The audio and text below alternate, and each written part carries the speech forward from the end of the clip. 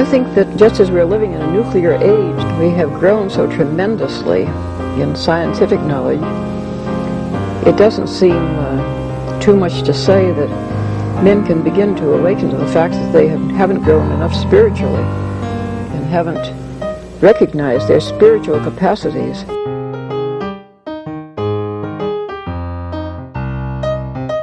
Once something like eating is death, then you've struck at the very heart of life. The enemy of the older radical theories may have been the ruling class, but today the stakes of whether we will reform ourselves into a new kind of human being, a new kind of society, whether we will find selves worth being, the stakes of it are simply life itself. Welcome to Hillbilly Elegy, the book club. The reason why it's a book club, I know every book club's a little different, but this is a public book club. And the way I'm going to do this is I'm going to pay special attention to the comments and try to deal with some of them the next time around so that we can interact a little bit. So if you want to raise a question or make a point, like about this book, you just put them in the chat, in the comments below, and I will be reading them all. And I will select a few. So this is about a book that J.D. Vance published in 2016. I got the hard copy when it came out because I'm in a reading group that at the time was kind of going through this genre, which means like probably we must have covered maybe 4 or 5 of these types of books. I remember one had to do with fracking in Pennsylvania. All of them had to do with trying to understand the white working class perspective from within that perspective.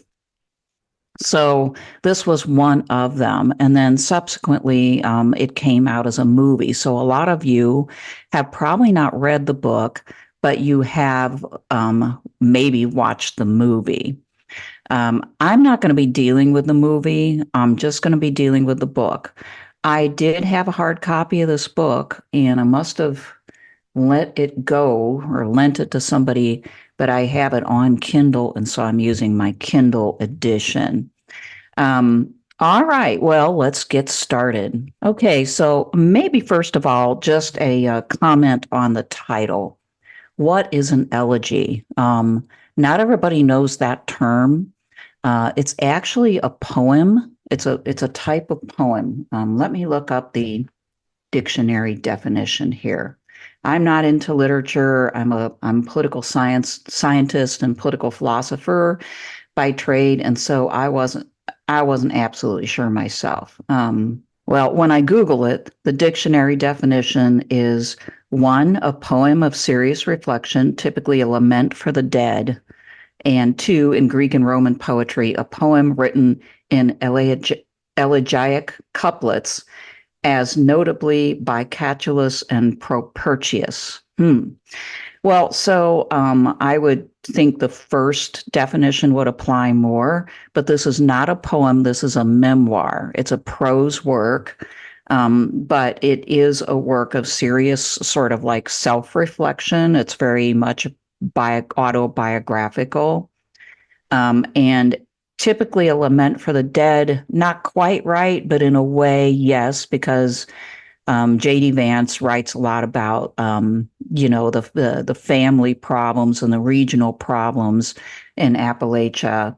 And in a way, he's sort of asking these people to come back to life. He's, wants to expose what he considers to be serious problems. Just like a little bit of a personal disclaimer or note, not really a disclaimer, but just something interesting. I too am almost entirely of Scotch-Irish descent. And my dad, as some of you know, because I've interviewed him on the channel, was born in Kentucky, and sort of shared in the general type of culture that J.D. Vance is going to write about. He got out of the region because he got on. He joined the military, and I think that might have been part of J.D. Vance's story as well. I have to remind myself of this. But my dad got the GI Bill. Then it fully paid for his college education, including his master's degree, which he was the first person in his family to get a college degree, if I'm not mistaken, let alone a master's degree. So in my dad's story, there's a little bit of resonance with the story of J.D. Vance. But anyway, so we have to take the word elegy figuratively and not literally here, but this is a work of, quote, serious reflection, typically a lament for the dead. And this is the full title of the book, and there's a copy of the book there. Hillbilly Elegy, a memoir of a family and culture in crisis. So I think the subtitle, having read the book before, the subtitle is a fairly good, depiction of what this is about. It's his memories of his family and his culture that he identifies with in what he considers to be a crisis. Okay, I'm going to switch over to my book here and just kind of make the observations I want to make. I have a little bit of triple here, which, is part of my Scotch-Irish heritage.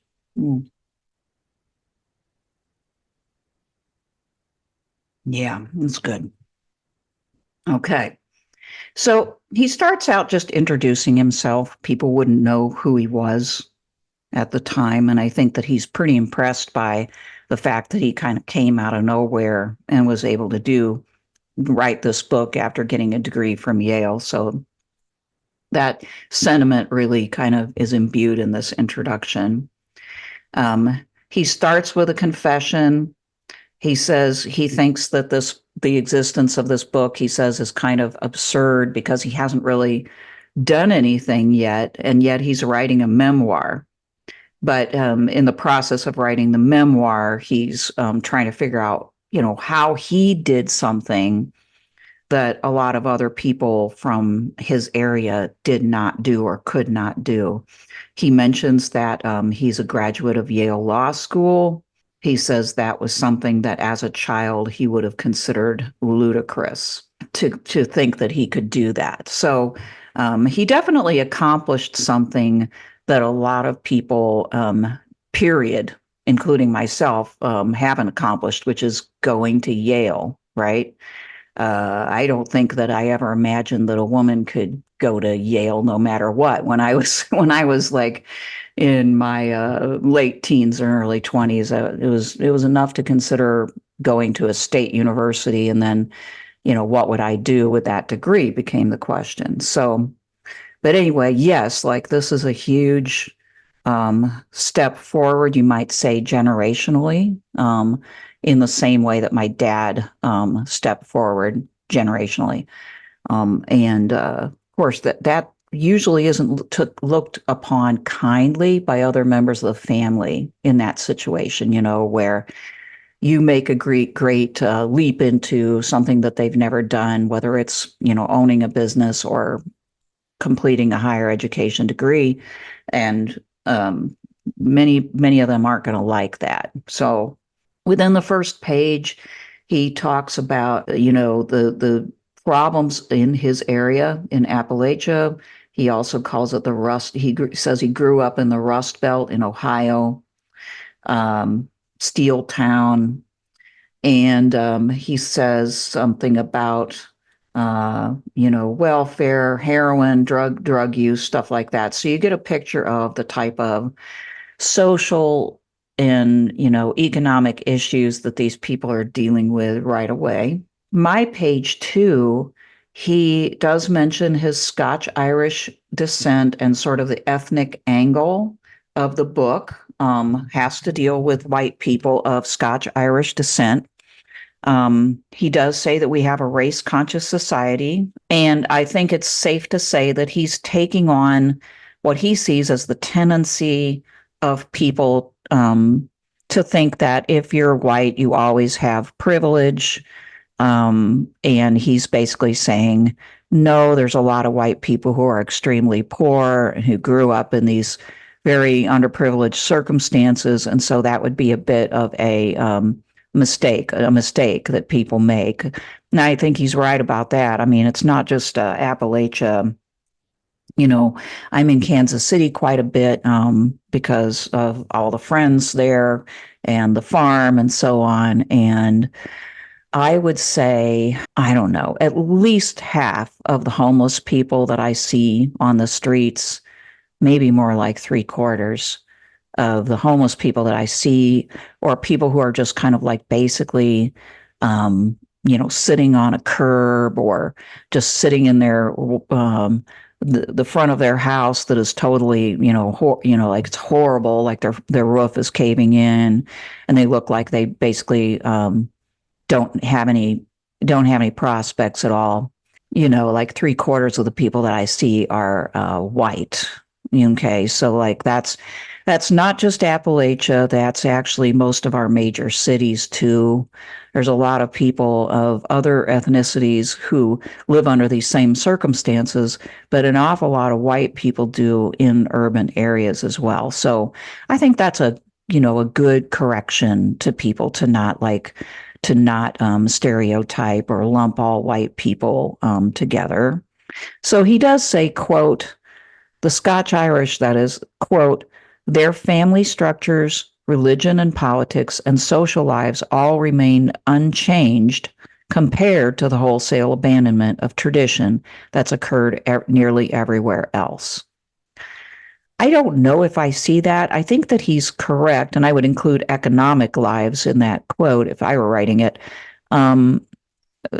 Yes, our family structures, religion and politics, economic lives, social lives have been extremely disrupted. I don't even know if he would agree, having read the entire book, that the Scotch Irish of Appalachia, that their families' structures, religion, politics, and social lives have remained relatively unchanged. I mean, he proves the opposite right in this introduction. For instance, he talks about how he had a great realignment in the South, that went from Democrat to Republican. He talks about family breakup, drug use, and stuff. So to me, like I don't know, that statement's a little confusing. Maybe he's thinking that the subculture that exists that he is describing, in which, there's lots and lots of family turmoil and, not wanting to work, which he's going to get to later. Maybe he thinks that that is actually a persistent Scotch-Irish cultural trait. I am not going to be able to agree with that if that's the case. Okay, so maybe a little bit of a problem there in I sort of maybe suggesting that Scots-Irish people are generally prone to the types of problems that he addresses. We're going to get into that a little bit more because he's trying to make a bigger point here. Yeah, in fact, a page later, he kind of reverses the statement and says that the people in the area are more socially isolated than ever. That's a direct quote. And that, quote, our religion has changed. And he says that they're, quote, built around churches, heavy on emotional rhetoric, but light on the kind of social support necessary to enable poor kids to do well. That's a really good point. And I think it's a point to make more generally. Again, I don't think it's an Appalachian issue or a Scots-Irish issue exclusively whatsoever. I think that, I devote pretty much a chapter to this issue in my book. That is the case for us all, right? Like churches used to be much less heavy on emotional rhetoric and more heavy on social support. And I try to argue how that goes along with economic and technological and cultural changes generally in this country. So I guess I would apply that to everybody, but it's a good point. He talks about how the men in the area suffer from a, quote, peculiar crisis of masculinity, in which some of the very traits in our culture inculcates make it difficult to succeed in a changing world, end quote. I think that might be a problem more generally right now. And one of the reasons why a lot of men tend to lean more conservative in the United States is precisely that. Well, then in his introduction, he takes on the objection that is put forward by, he anticipates the objection, I should say, that's put forward by a lot of authors of a progressive bent or even a leftist bent who might say that, all of these social pathologies that he's going to talk about in his own family and in his area of the world that he grew up in are caused by deep, long-lasting economic problems, lack of opportunity, lack of, appropriate resources, and that all of this has taken a toll and led to the kind of desperation and misbehavior, maladaptive behavior that he's going to describe. Now that's kind of where I go actually, and so I'm interested in this angle, and I'm looking forward to taking it on a little bit more as we go along. But it seems to me like what J.D. Vance is doing here in this introduction even is indicating that, yes, that's a problem. He's not denying it's not a problem, that there's a lack of economic opportunity and jobs have been taken away. But he's saying, but that is not, maybe that's not the biggest problem, or that's not the problem that he's going to focus on. Because he thinks the people in that area have other problems that stand in their way that are, it would seem, greater than that, right? Otherwise, the book would be about their economic problems and lack of job opportunities. I do think that it's those things primarily. And I think that our country has long, not really addressed those issues. And again, it's one of the reasons why people have gravitated towards Republicans.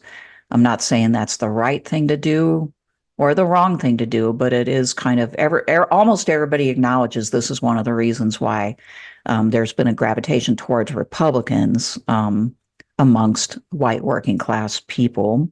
But anyway, Vance, it's a personal memoir, okay? And I think that interferes a little bit with the objectivity, and I think he would say so too. But he's like, I think a big theme of this is like, I managed to get out of here and then go to Yale and graduate. What made me able to do that? I came from the same sort of circumstances and lack of opportunity. So there must be something else intervening. But that's kind of like, there's a mistake that people sometimes make, right? And maybe it happens more. My dad used to talk about this. It happens more from this part of the world. I don't know, but it's called the statistic of one, right? Where because you have done this, or like one person that has done this, then that means that more generally everybody ought to be able to do that. Therefore, something is wrong with them if they can't. But everybody comes equipped with different talents and abilities, and not everybody has a brain that is able to pass the classes at Yale Law School. Okay. And so, and to figure out how to navigate the system, right, to be able to access that. So I don't know, like that, maybe more than anything else, this theme kind of bothers me a bit.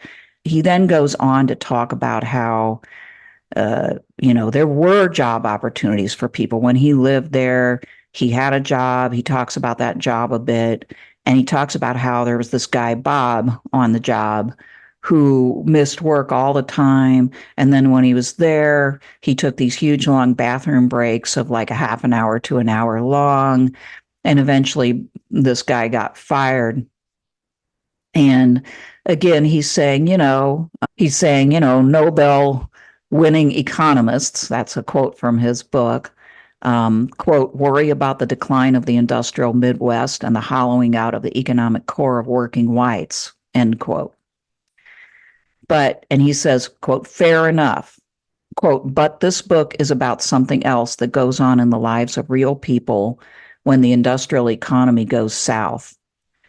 It's about reacting to bad circumstances in the worst way possible. It's about a culture that increasingly encourages social decay instead of counteracting it, end quote.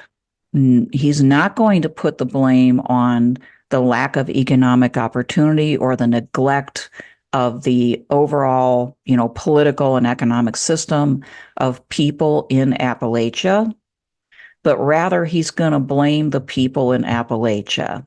Okay. I mean, I'm not stretching this. This is literally what he's doing. He's saying, yeah, I acknowledge there's problems, but I'm going to focus on these bad habits, these like character problems. Okay.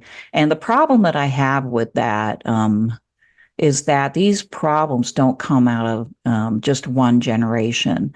They come out of multiple generations in which people have been extremely poor, neglected, not had opportunities, not been welcome. I know from my own family's discussions that Irish people were not at all welcome in this country and were treated like scum, and many people wouldn't even hire them. So they had to face all of that. And they started out, not on an even playing field, so to speak. Like a lot of other minorities in this country, they didn't start out on an even playing field. And then like circumstances as well intervene, right? Big economic changes, all right, that they had to deal with that have impacted them and their work that they had more or less been relegated to more than other people's. I don't think familial character problems and bad self-destructive family breaking habits come out of just nothing but bad decisions. I do think bad decisions are a part, but when it comes to decision making, sometimes extraordinary people can make good decisions even under those circumstances. But most of us are average. Okay. That's by definition. That's not an insult. Most of us are average. And you can't expect most people to deal with all of this generational baggage and all of these disadvantages and basically say, hey, you need to get your act together. So if, that seems to be a sort of theme going on here at the beginning, it doesn't feel right to me. I don't want to do that. I don't think that's probably accurate, but I do understand why J.D. Vance would feel that way because I didn't have that experience. My dad did, right? And if you come out of a situation like that, and I saw that with my own dad, and he's still with me, he spent quite a bit of time sort of like saying, yeah, I got out of Kentucky because of the statistic of one, or I got out of Kentucky because like they had a particular view of religion that was just driving me crazy, right? I couldn't actually function there, right? Because, they didn't like him because he knew he had different words in his vocabulary than they did. They didn't like him because he was living life. So anyway, when you have that experience of kind of escaping, one of the things I think is fairly easy for people to do is to say, hey, don't blame me. Don't be angry at me. I did this. You could too. The thing that's standing in your way is yourself, which is a part of the liberal narrative, right? That, you can do anything, only yourself. You have yourself, to blame. I don't want to do that personally myself. So that's something that I'm going to not probably agree with in this book. And that's not to say that, like we can't say, hey, if only you made a different decision, right? But you'll notice when you try to help people who are like this, whether they're from Appalachia or from any other part of this country, they are so sure that they don't have the prospects. They are so sure that there's going to be obstacles in their way that they won't really they won't really take your help, right? And the reason why they're so sure, though, is because they have had those experiences, because they have had roadblocks put in their way, and they have failed. They usually have tried these things At some point in their life, they may have tried those things and they have failed. And they're not willing to put themselves out there again and experience disappointment. So I think that it's a thing more generally, but the cause of that mentality is bigger. It's not a regional thing, and it's based upon people's experience and their generational baggage. And he mentions that a lot of the book is going to be about his family, and he more or less wants to say, hey, like if I have depicted the history of the family or the people in the family differently than they themselves would agree with. I think he mentions his sister, said, hey, I believe this happened at a different time or whatever. He's sorry about that, but yet he wants to be authentic to himself about what he remembers and how he experienced it. And I do think if you take the book at that level of just like what one person takes away from this rags to riches experience, because that's basically the story. It's useful. It's useful information.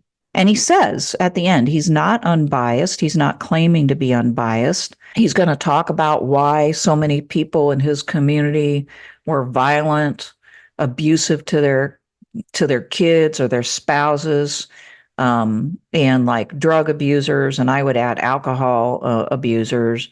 He's going to ask, why is this? He's going to depict it, and he's going to ask, why is it? So if we take it at that level, I think we can get a lot of good information out about it. But I guess my two main points that I wanted to make would be, first, I really do think many of the problems that he's talking about are not limited or unique to Appalachia. And two, I think a lot of those problems have their roots in economic, technological change and generations that have not received their share of opportunities. And all of that is coming to fruition. So I do think it remains fruitful to look at why it is that people have lost their jobs and have to retool, and why it is that people will not apply themselves to jobs. That's becoming more generally a problem. That's not just a problem of Appalachia, right? Like people who don't have the wherewithal to stay on the job or to do a decent job. Why is it that people are so demoralized? I don't think it's really just a cultural issue. So that's okay. Like we can have different perspectives. He's aware of those other perspectives. So it'll be kind of interesting to see how he continues to counter that perspective throughout the book. So next time I do another one of these public book club sessions, I'll deal with chapter 1. Okay. And we'll just kind of go on through. Pretty soon, my book will hopefully be published. If it gets published while I'm still doing this, I'm going to take some time off to be able to put out information about my book. But the book is The Gap in God's Country, A Longer View on Our Culture Wars, and it should be published by hopefully November of 2024 with Wipfenstock, which is a Christian publisher. And I'm really looking forward to that. And I'm hoping a lot of you guys will want to read this. If you read Hillbilly Elegy or you listen to all of these, you will get a different perspective, but still a sympathetic one. I think we're dealing with the same issues and problems, just from a different perspective or a different knowledge base.